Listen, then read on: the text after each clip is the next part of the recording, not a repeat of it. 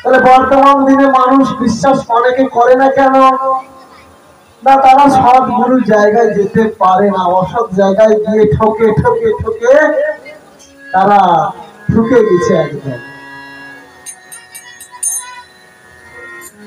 যেমন বলুন, বর্তমান দিনে মানুষ লোক দেখায়, ভাই আমার কাছে আয়, আমার সঙ্গে তো থাকলে এই দেবো তাই দেবো, তাই করে দেবো, এই করে দেবো, কেন কেন নানান কিছু বলে। কিন্তু সময় যদি দিন চলে যাবে, তারপরে কষ্ট লাগাটাই চলে যাবে। এটাই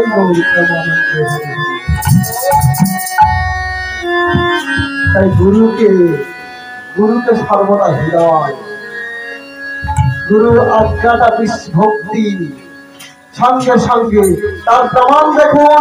শ্রীনিবাস আচার্য যখন রামচন্দ্র কবিরাজকে বলছে, রামচন্দ্র ওই দে সাপ, সঙ্গে সঙ্গে রামচন্দ্র বলছে, বাবা গো গুরুদেব রক্ষা করো, রক্ষা করো, রক্ষা করো গুরুদেব। বলছে, রাম অত সাপ নয়, দড়ি দড়ি দড়ি। ঠিক আছে ঠিক আছে, দড়ি তো, আচ্ছা আচ্ছা আচ্ছা আচ্ছা।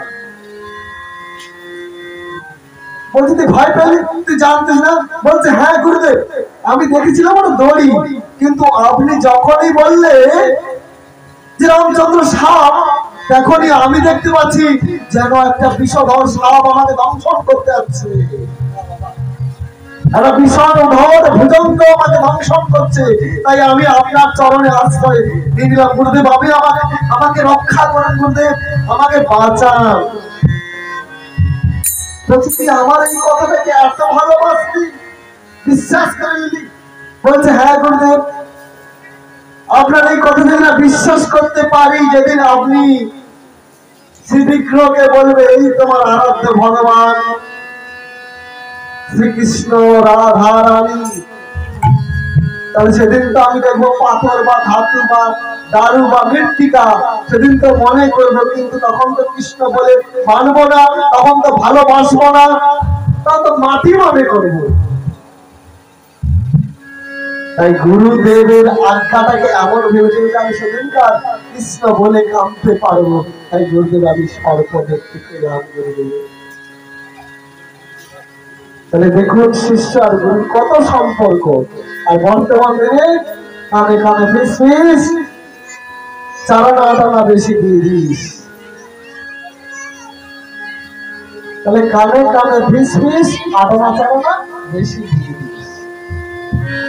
এই যে লক্ষ লক্ষ টাকা করে হরিনাম যজ্ঞ, নাম যজ্ঞ যা হয়, আমরা কিন্তু পদাবলী হারিয়ে যাচ্ছে গো। এখন ভাব কীর্তনের জগৎ চলছে, এখন কীর্তন আর কীর্তনের জায়গা নেই। কিছু কিছু ব্যক্তি, কিছু কিছু ভক্ত যারা কীর্তনীয়, তারা পদাবলী ছাড়া তারা বাইরে যায় না, আর যারা চিটিংবাজি করে খায় তারা ঠিক বাইরে চলে যায়। তারা আমাদের দেবতা, আরাধ্য দেবতার নামে নিন্দা করে। সেই সব লম্পট কুলাঙ্গার কীর্তনীয়দেরকে নাচ আনাই ভালো।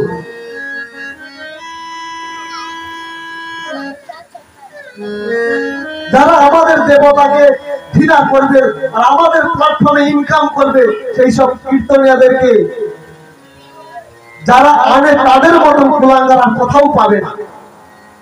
আমি বলি,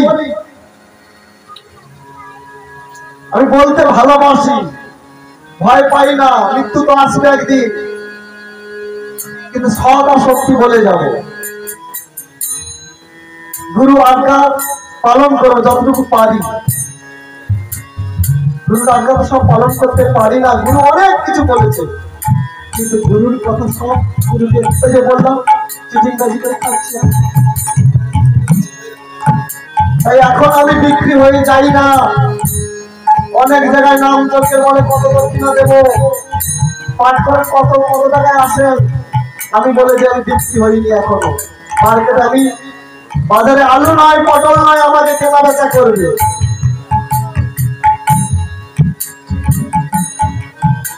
তাহলে আমাকে আনতে গেলে কি দরকার? ভালোবাসা। যে কজন ভক্তরা আসবে তাদেরকে দেখে শুনে ভালোবেসে যেটুকু দেবে তাতেই সন্তুষ্ট।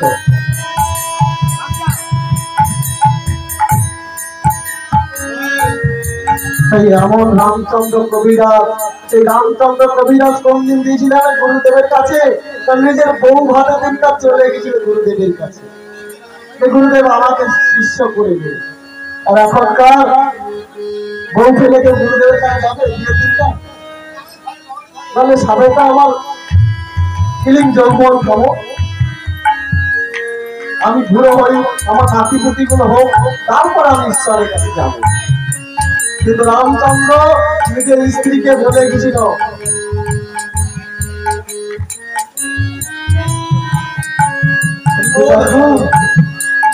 আমার ওই সাধু এত সুন্দর ভাগবত কথা বলেছিল না, তাই আমি ওই গুরুদেবের কাছে যাব, তুমি অনুমতি দাও, অনুমতি দাও। স্ত্রীটা কেমন দেখুন, স্ত্রীও কত ভক্তি দেখুন, বলছে যাবেন না, আমাকে একটু মনে রেখো, তুমি আমার সর্বস্ব। এবার গুরুদেবের কাছে সেবা, এরভাবে এক বছর চলে যাওয়ার পর গুরুদেব বলছে, রামচন্দ্র যাও, আমি আদেশ করছি আজ রাত্রে তুমি বাড়িতে যাও, তোমার সহধর্মীর সঙ্গে কিছু কথা বলে আসো।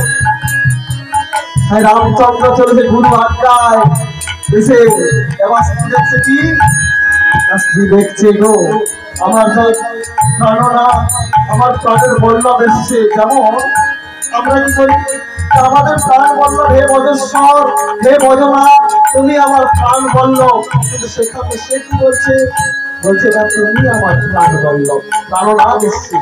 তাই সুন্দর করে খাটে যখন বসায় চরণ ধৌত করে সেবা করছে, তখন বলছে আমার গুরুদেব এই, আমার গুরুদেব তাই, আমার গুরুদেব হাম্পির ডাকাতকেও তিনি শিষ্য করছিল, সেই হাম্পির ডাকাতের কাছে কত কত ভক্ত উদ্ধার করেছে, সেই হাম্পির কত কত আমার গুরুদেব কেনে কত কত কত রচনা, কত কত কবিতা, কত কত উপন্যাস করেছে, সাহিত্য।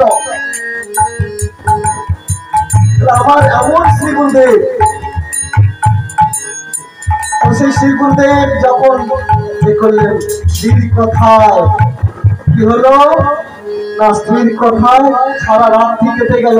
তারপরের দিন বললো কি না, আমাকে একটা পুত্র সন্তান, তখন বলেছিল যে আমার ভাই গোবিন্দ, গোবিন্দ কবিরাজ, যে গোবিন্দ কবিরাজ আজ এখন বর্তমান গৌর লীলায় সবচেয়ে বড় ভক্ত ও পদাবলী পদকার, এই যে রাজধানের পদকার গোবিন্দ দাস পালন করে না, শারদ চন্দ্র পবন মন্দ, এই পদটা গোবিন্দ দাসের।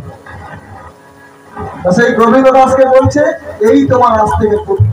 এভাবে যখন চলে গেলেন গুরুদেবের কাছে, আর গুরুদেবের পিঠে তেল মাখাচ্ছে, এমন সময় নর্তক ঠাকুর ছুটছে ছাড়ানে, ঝাবার ঝাবার করে বলেছে, বলছে হ্যাঁ ঠিক করছিস ভাই, আমার তো ভুল হয়েছে।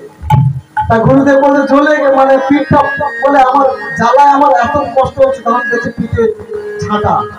আর রাত্রেবেলা তখন দেখছি গুরুদেবের বলে হ্যাঁ, রাত্রিবেলা নর্তক ঠাকুর কি বললেন, তিনি উনানে হাত দিতেন। তারপর চলে গেল তার উলান সালে যায়, যখন দেখছে বলছে তোদের এদেশে বাবু বিচার নেই, বাবু এদেশ ভালো নয়, এদেশে বিচার নাই, দিনের দিনে মারে ছাটা আর রাত্রে পুড়ে মারে, তাই এদেশে বাবু বিচার ভালো নেই। তাহলে দেখুন বলছে ও যেমন আমার মন্ত্র শিষ্য রামচন্দ্র, আর তুমিও আমার শিক্ষার শিষ্য, তাই তোমাতে ওহাতে কোনো ভেদ নেই। হৃদয় গৌর প্রেমানন্দে হরি হরি বল। যাই হোক আজ এখানে বিশ্রাম দেব, তাই বিশ্রামের পূর্বে আমরা সমাপ্ত কীর্তন বা পার বিশ্রাম কীর্তন, হরি কথা শেষ নাই, হরি অনন্ত, হরি সাতশত, যা শেষ নাই। যদি আমার পাঠের মধ্যে কোনো ভুল থাকে নিজ